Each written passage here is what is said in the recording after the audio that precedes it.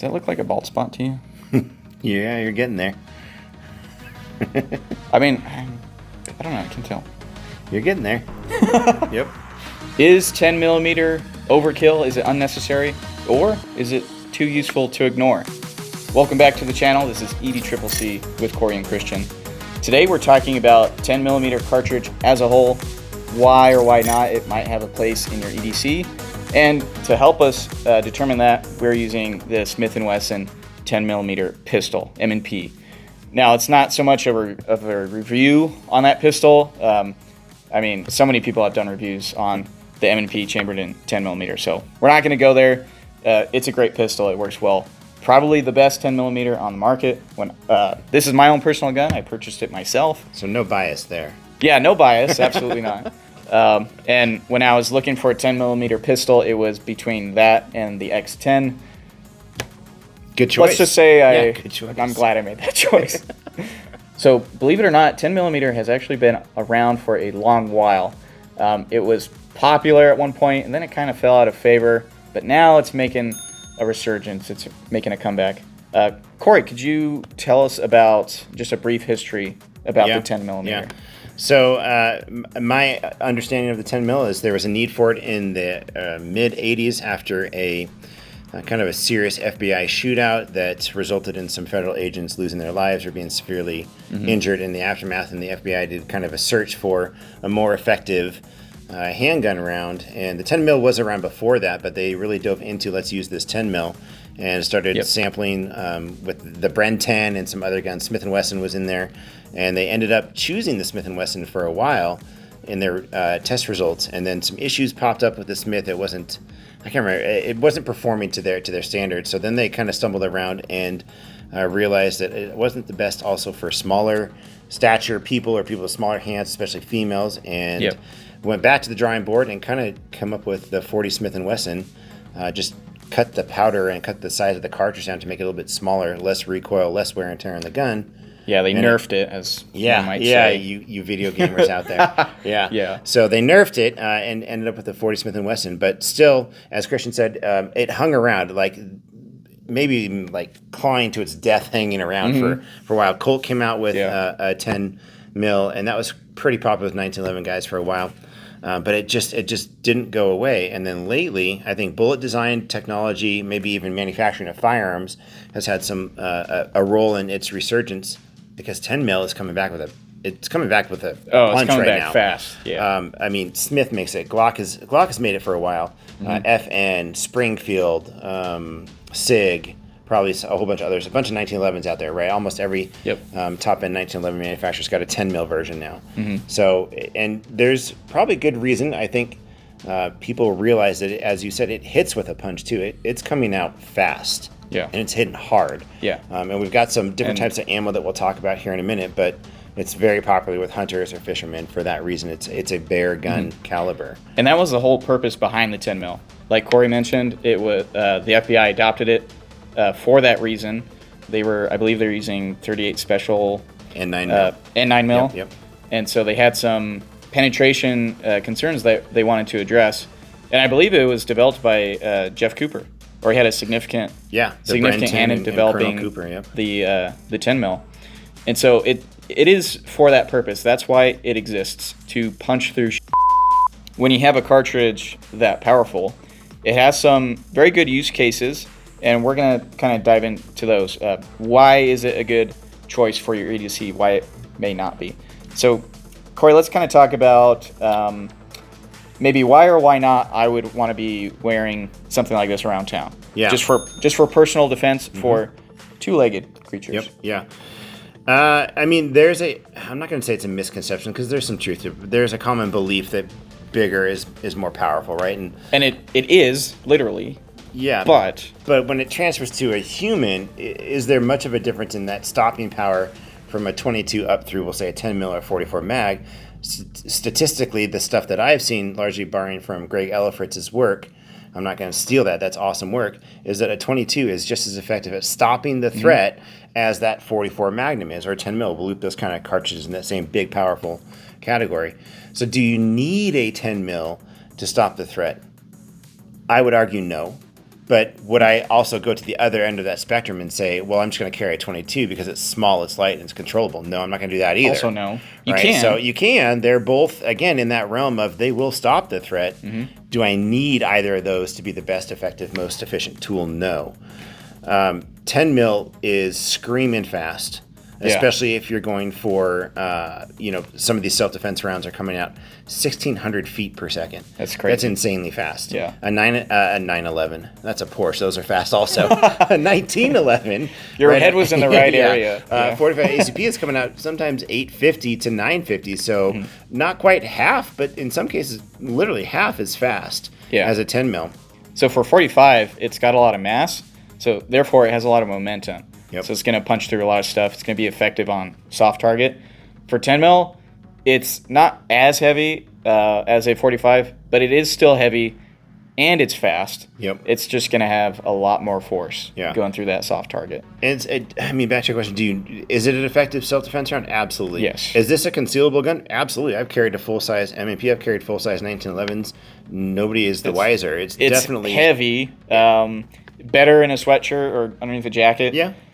Not like a tank top, definitely not. The right. You could still make it work. Yeah, not my first choice. The right gear, right? We've talked a lot about gear, and that helps, right? So if I have a good belt and a good holster, you can still carry that all day long. Yeah, of course. But do I want that amount of, I don't know what we'd call that, force behind my everyday carry?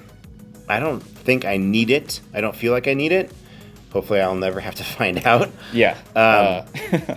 The cost of ammos is expensive, right? So I always look at it. There's always a give and take, a balance when we're making these choices with the ammunition, with the cost of the ammunition, with the size. The S&B. Yeah, 23, 24 for a box of 50 versus now we're seeing some 9 down to 9, 10 bucks. Yeah, but that's on the low end. Yeah, and that's just range ammo. That's range ammo. You get into the self-defense ammunition or bear ammo. It's getting up there. Almost 4 some bear ammo. Yeah.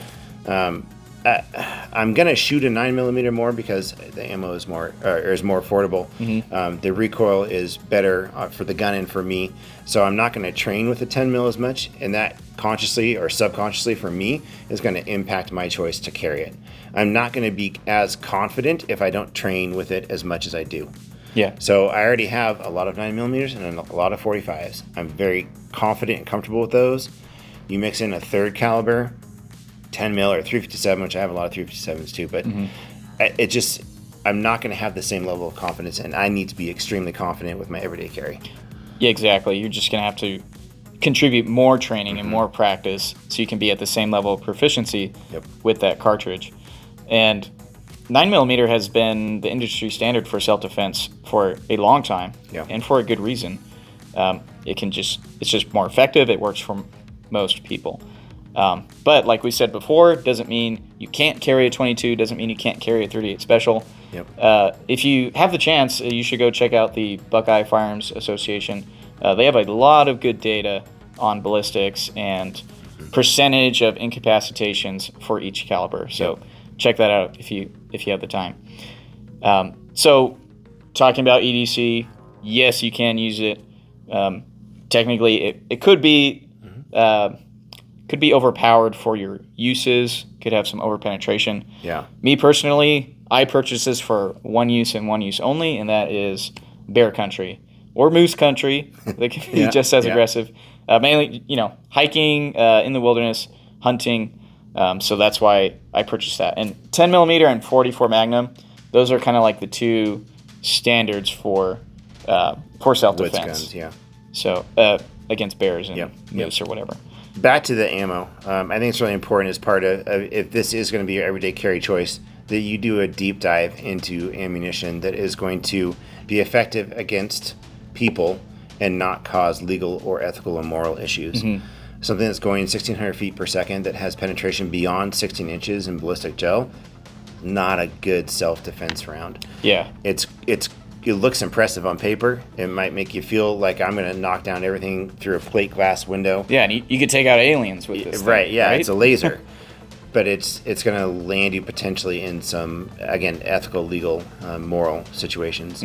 So really check out all the resources that are out there. Lucky Gunner, there's a whole bunch. Once you start looking at ballistic gel tests in 10 mil, you'll go down that rabbit hole and find a whole bunch of other people out there that have far more expertise in ballistics than I do, or that we're going to dive into. But you need to make that part of your research plan if you decide to use this in everyday carry as a self-defense tool against people. Against animals, go for it. Bigger and better is key. That's why Buffalo Boar and Federal and Underwood and have all these ammunition selections for animals. But most of us are not going to encounter a grizzly bear.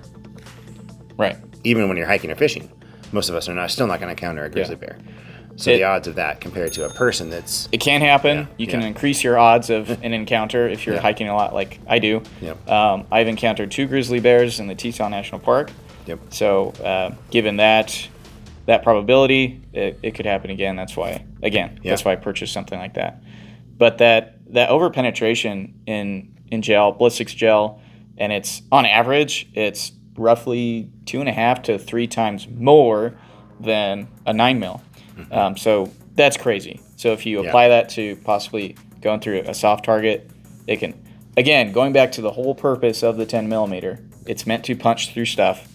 And it's still, like with these hollow point rounds, it could still over penetrate. Some of these hollow point rounds that are really high quality from main manufacturers are going 18, 19 inches in ballistic gelatin. And for my peace of mind, I'm not going to carry that. I am same. I want to go home to my family afterwards. I don't want to take out an innocent person. I need to make sure that both of the things are within the realm of my EDC. So some cartridges that we brought up just to show.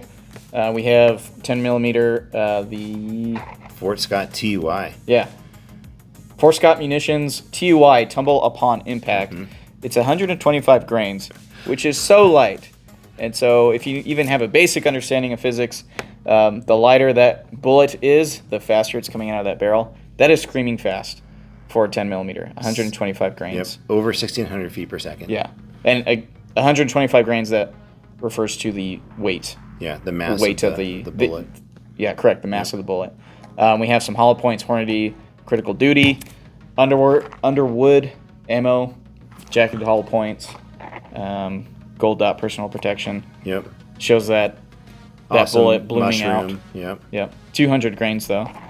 So I mean, again, the cost of ammunition, that's really high quality self-defense ammo, so you're going to spend more for it, and you should. If your life depends on it, why are you going to go cheap? Right? Please do not ever Please do not ever carry FMJs for self-defense. I don't care if it's 22s up through 44 magnums. That's not appropriate. I know the cost of hollow points is expensive, but there's a reason. It's better quality, and the hollow point is meant to stop on your threat. This practice ammo here is great for practicing those full metal jackets. They're much more affordable, but they will go right through a person. Like a hot knife through butter. And that they're coming out screaming fast. 180 grain, or is this one 182? They're both 180 grains. So coming out really fast. Still pretty fast. And then over here we have a couple of animal rounds, bear defense in particular. So Buffalo Boar, if you haven't watched or read about Buffalo Boar, you need to check out his videos, and his ammunition is pretty impressive stuff. So this is a 200 grain hard cast solid core bullet coming out at 1,200 feet per second with 700 foot-pounds of energy. Dang. That is a beast. That is a beast. And this Federal stuff, I don't know as much about it, but it is coming out about the same 1,200 feet per second, and I think 650, give or take, foot-pound of energy. Solid core ammo. So that's really important in your bear selection or your self-defense for animals, is you want a hard core bullet, because it's going to be crushing through tons of muscle and tissue and then hitting those bones and shattering those bones. Very different than self-defense for a person. Do not carry bear loads for your people defense. And do not carry your people loads for your bear defense, because this, as awesome as this might be on a person, it's not going to perform to the same level of success as a bear load. It's going to mushroom out much faster, slow down, and probably not reach that critical penetration on an animal. And there are examples of smaller calibers being used effectively on bears. However, there are also examples of those smaller calibers maybe lodging in the skull or cracking the skull, but don't actually deliver a fatal blow to the animal. Or skipping right off the skull, especially that bear. His angle of his head as he's charging is a nice little feed ramp. Yeah. That's not the right term, but nice little ramp for that nice ram little to skip right off. Yeah, runway or something. So make sure that you are, again, going down that rabbit hole of ammunition selection. Even if it is for bear defense, you want to make sure you're picking the best stuff. Worst case scenario, you got some FMJs as bear defense, but it's not going to be as impressive as the truly designed, high quality manufacturing of Federal or Buffalo Bore. Do you want to trust your life to the range ammo? I don't. No. I'm going to invest in things that save my life. Yep, absolutely. So if you're looking to possibly switch to 10 millimeter or just have a 10 millimeter pistol on the side, definitely do your due diligence and do a lot of research on the pistols out there. Like I said before, I love Smith & Wesson actually, now more than ever. I'm a Smith & Wesson fanboy, I think. But the M&P chambered in 10 millimeter, it is a great pistol. It is just like the classic M&P, but just a little larger. It comes with the optics plate system, suppressor high sights, everything that an M&P would come with. Yep. There are other pistols out there, of course, but 10 millimeter pistols, not as refined and not as, I don't want to say, they haven't been around as much as 9 millimeter pistols. Not as common. Like 9 millimeter just took off, and when it took off, there was so much innovation and so much design work that went into those pistols. So 10 millimeter, like we said, it's making a good comeback. This is a great pistol, but there may be some other 10 millimeter pistols that are not so great. So again, do your due diligence, do your research on that. I mean, since we're talking about the gun, let's talk a little bit about how that felt, right, for shooting. Oh, yeah. Obviously, it's your gun. Yep. You've shot it quite a bit. This is maybe only the third time that I've actually shot a 10 mil. And probably I would say my round count is limited to less than 500 rounds of 10 mil total in my entire life. So for me, I know this was fun. Surprising. This is a good trip down, as you said, some research and investigation here. I didn't find the recoil that challenging. I think if you're a new shooter, you're going to need some time behind that ammo, behind that trigger. For me, it is quite snappy. Think about, again, I shoot a lot of 9 and 45. 9 is fast and light. 45 is slow and heavy. So I don't think 45 has a lot of recoil. Some people are like, wow, that has a ton of recoil, but I don't think it does. It feels to me a little bit more like a shove or a push, where like a 1911 is like it's almost like, again, that laser beam is like fast and it's snapping. And like I feel like this is the combination of both of them. Like you get the speed of a 9 and the energy or the weight of the 45. Yep. So it's a little bit more than a 9. I felt snappy wise and recoil wise, but different than the 45. Yeah, definitely a different recoil impulse between those two cartridges. And Corey and I have been shooting a lot, as we say in our videos. And with a solid shooting stance and shooting grip, it's not that much more recoil. It's definitely noticeable, definitely more snappy, but absolutely controllable. I was still able to do a bill drill like with roughly the same amount of time that I would with a 9 millimeter.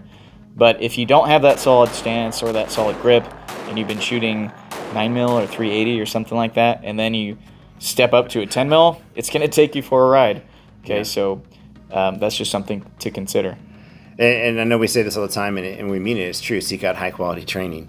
If you're train with us. If you're like Christian just said, you're like, oh, I've shot 9 mil my entire life, but I want to learn how to go kayaking now or something, or fly fishing, and I need to have a bear gun.